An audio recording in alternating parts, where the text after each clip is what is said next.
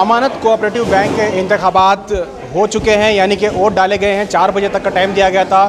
पूरा इलेक्शन मुकम्मल हो चुका है। सुबह 9 बजे से वोटिंग की प्रक्रिया शुरू हो चुकी थी। यहाँ पे एक ख़ास बात देखने में ये आई है कि यहाँ बहुत ही कम वोटिंग हुई, यानी कि 21,000 वोटर्स थे, जिसमें से महज 480 के आसपास 487 के आसपास जो है वोटिंग हुई है, यानी कि बहुत ही कम वोटिंग हुई है। लोगों में कम दिलचस्पी देखने को मिली है।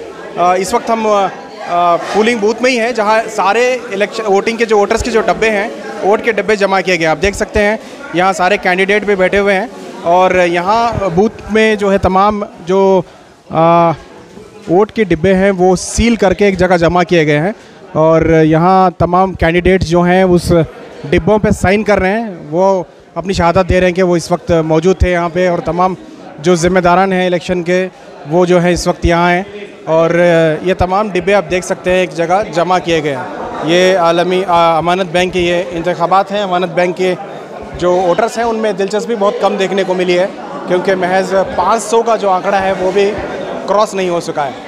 हम आपको अपडेट देंगे, क्योंकि अभी काउंटिंग की प्रक्रिया शुरू होगी। अगर काउंटिंग होती है थोड़ी देर में जो है रिज़ल्ट आ जाएगा।